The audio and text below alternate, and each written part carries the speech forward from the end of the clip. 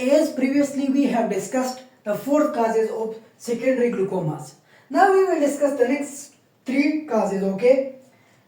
Secondary glaucoma can be hematogenic, it can be post-operative, and it can be due to the tumors, okay? So, hematogenic glaucomas.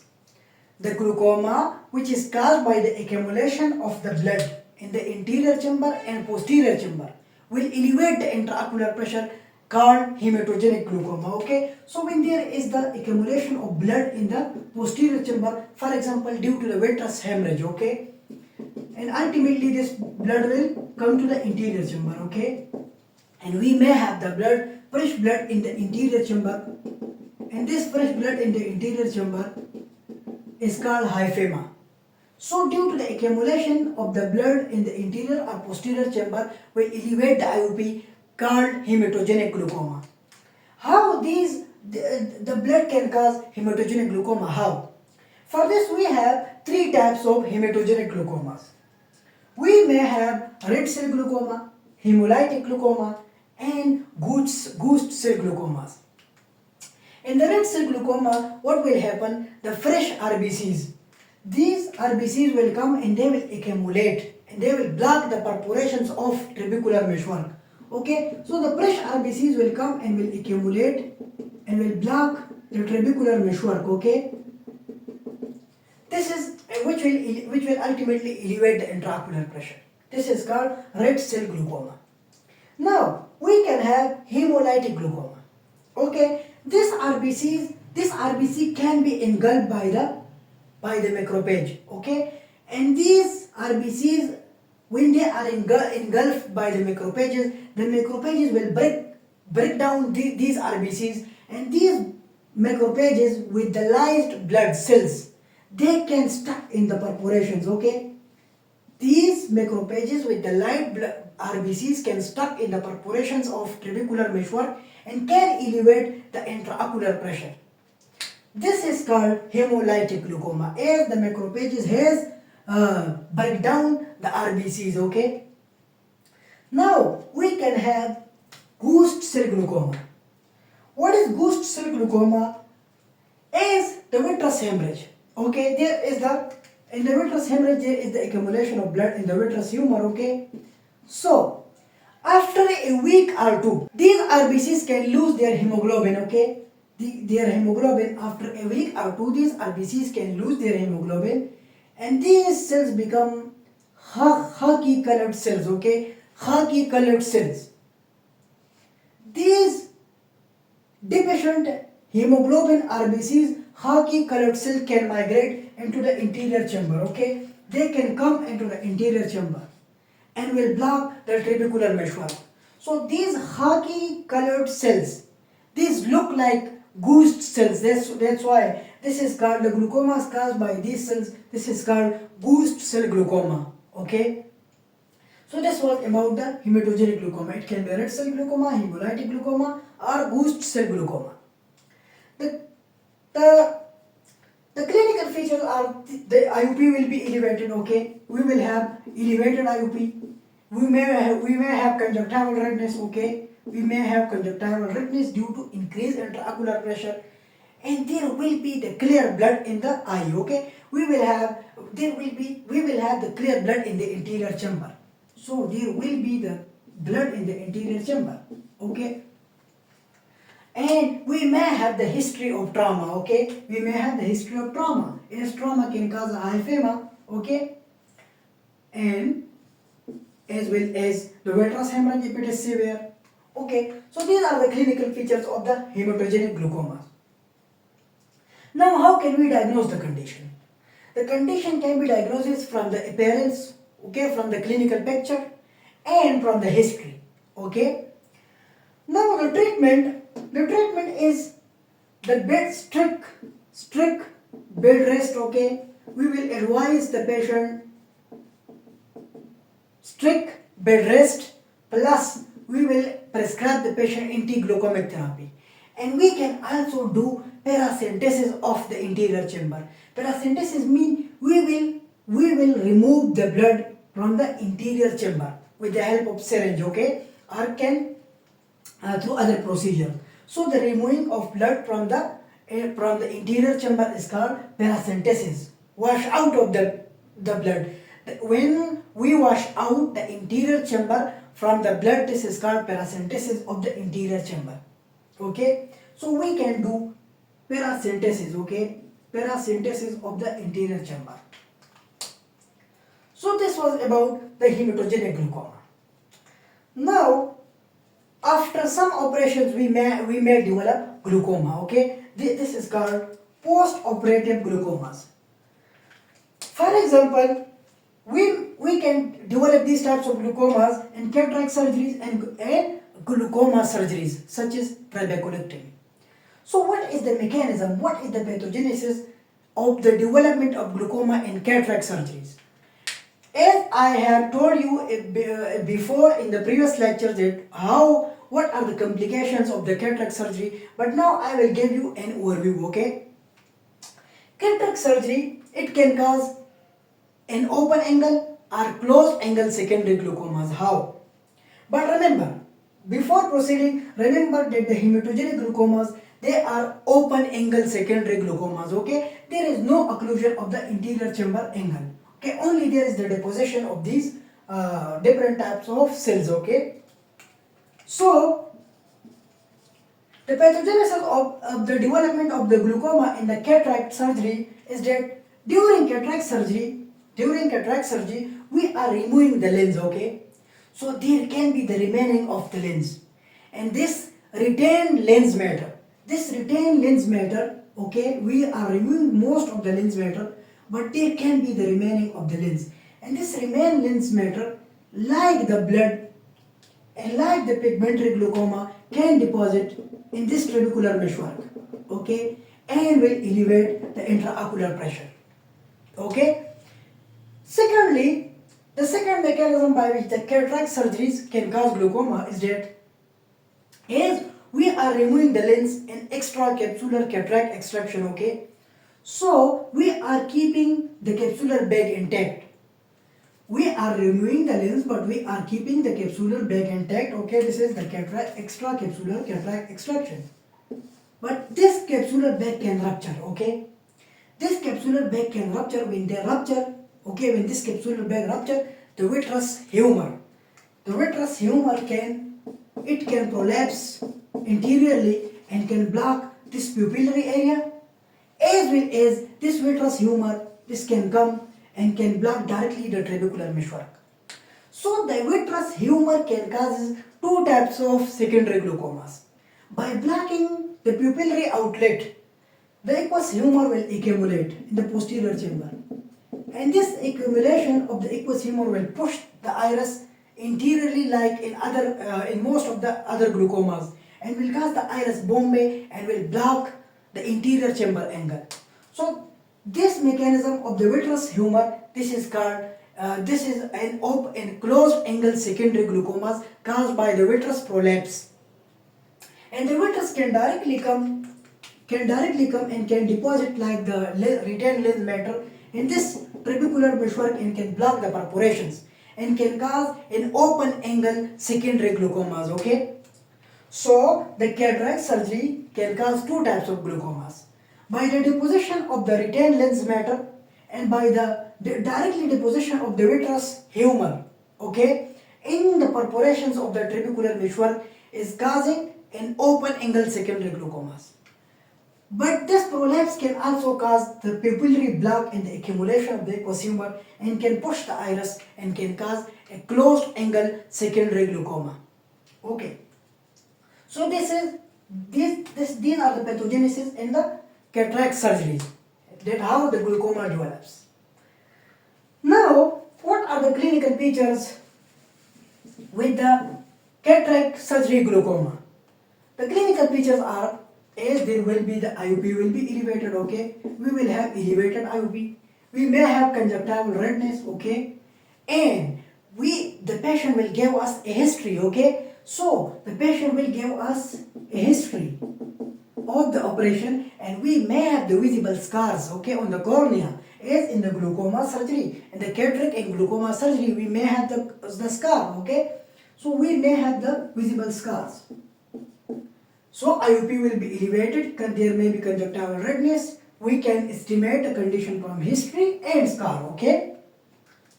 Now how can we diagnose the condition? The condition can be diagnosed from these clinical features, okay, from these visible clinical features.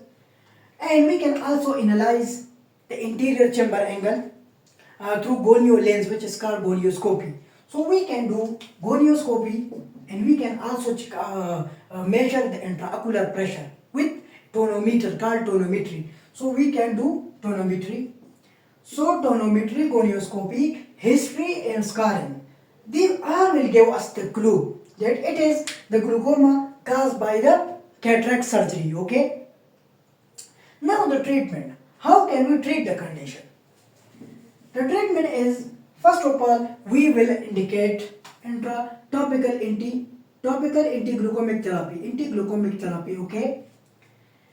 And as the lens, there is the retained lens matter. So we can do the surgery to remove the extra lens matter, okay? So we can do the surgery to removing the lens matter, okay? And as the cataract surgery can also cause the vitreous prolapse, and this vitreous prolapse can cause two types of glaucomas. So we can also go through this pars plana. I told you before in the structure of the ciliary body the importance of pars plana.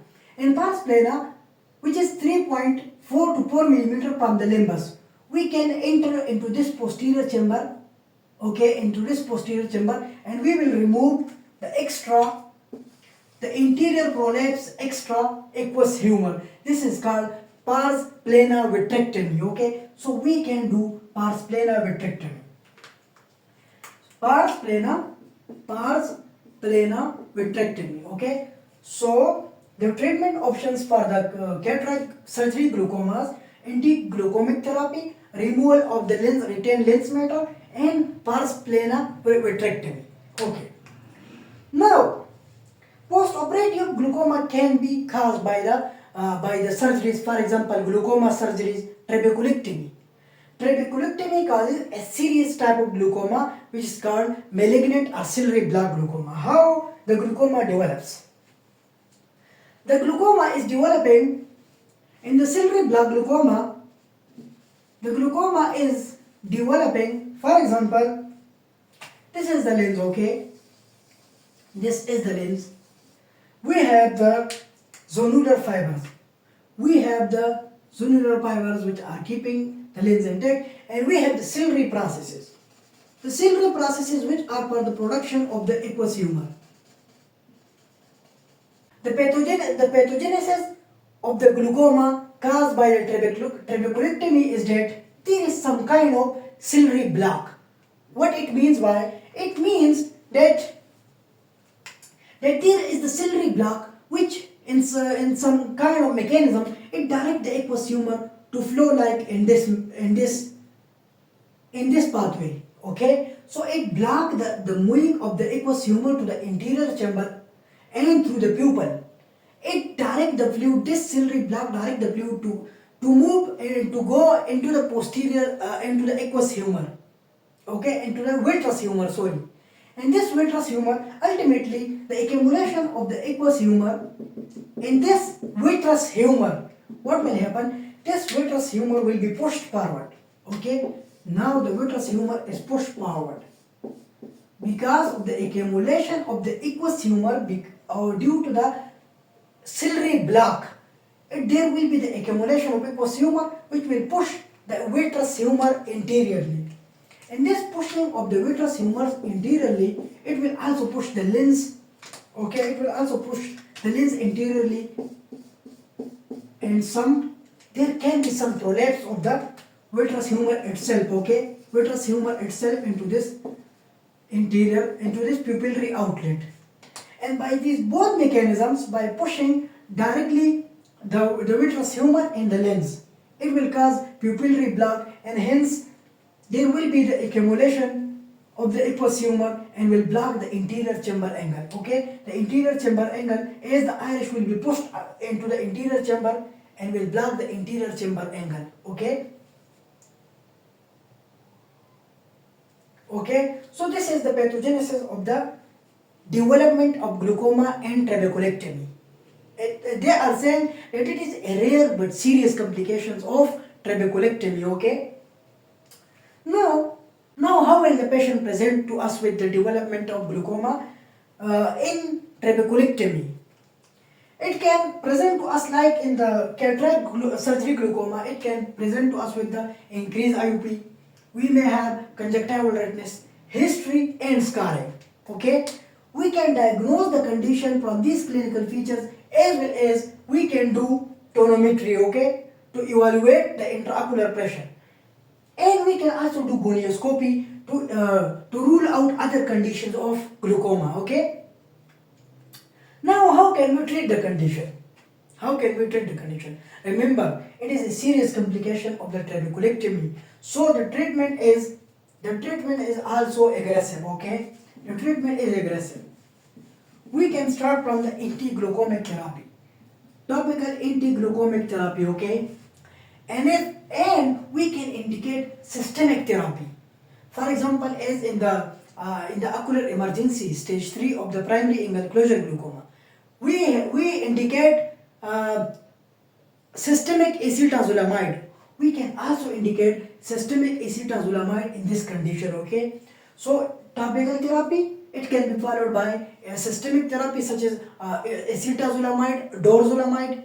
But if still the pressure is not managed, if the intraocular pressure is not managed, we will come to the laser treatment.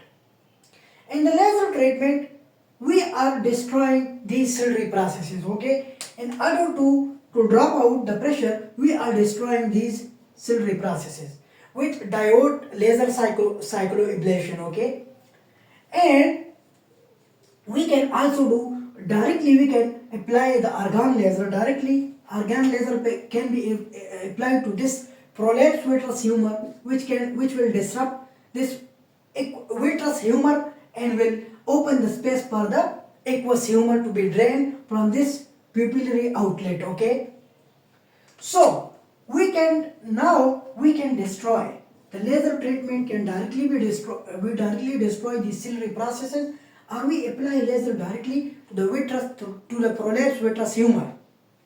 Okay, and we know that in every case the last result with us is the trabeculectomy. So ultimately we will again, as in the complication of the trabeculectomy, the glaucoma has developed as the complication, but in this complication we can also do trabeculectomy as it is the last procedure with us. Okay, so we can have glaucoma, secondary glaucoma due to the tumors. How the tumor causes secondary glaucomas? The tumor causes the secondary glaucomas by three types of mechanisms. How? The pathogenesis is that there will be, as the tumor can release. If, for example, if there is the retinoblastoma, okay, if we have the retinoblastoma, the tumor of the retina, which is the most common, it will release this retinoblastoma tumor. It will release the cells, and these cells can come into the anterior chamber and can directly deposit in this trabecular meshwork and will block the trabecular meshwork and will cause the elevation of IUP. The second mechanism by which this tumor can cause elevation of IUP is that, as we noted, the tumor's condition is an inflammatory condition. Okay, so it can release the inflammatory cells, and these inflammatory cells can again come to this anterior chamber angle and will block the perforations of trabecular meshwork. The third mechanism in the pathogenesis of the tumors is that due to the tumors, we can have new vascularization. If the tumor expands, okay, if the tumor expands, we can have new vascularization due to the tumor, and this new vascularization will come, this new vascular membrane, they will come in front of the trabecular meshwork and will block the trabecular meshwork. Okay, but the tumors related glaucoma is by the deposition of the tumor cells itself and by the cells of, and by the inflammatory cells. It is causing an open angle secondary glaucoma. But the neovascular glaucoma due to the tumor, Initially, it is an open-angle glaucoma. Okay, only there is the fibrovascular membrane in the front of the trabecular meshwork. But later, these neovascular membranes will contract and will cause a closed-angle secondary glaucoma. Okay, so this is the pathogenesis of the development of glaucoma and tumors. Now, how the patient will present to us with tumor-related glaucomas? The presentation of the patient is that we will have IOP, we will have increased IOP, okay? We may have conjunctival redness, and there will be zodohypopion, okay? Zodohypopion. What is zodohypopion? Hypopion. Zodohypopion is as this tumor is continuously releasing the cells. So the accumulation of the cells, the accumulation of the tumor cells in the anterior chamber, this is called zodohypopion. We know that the hypopion is the accumulation of the inflammatory cells in the anterior chamber. But the zodohypopion is the accumulation of the tumor cells in the anterior chamber, okay? So we may have zodohypopion. Now, the diagnosis can be made by as the IOP is elevated, and the ankle can be blocked. So we can again do gonioscopy and tonometry. And the definitive treatment option is the treatment of the tumor itself. But we can help with the anti-glaucomic therapy, okay? Anti-glaucomic therapy, laser, etc. can be helpful. But the definitive treatment in the tumor-related glaucoma is the removal or treatment of the tumors, okay? So these were some of the glaucomas which is causing the secondary glaucoma, okay?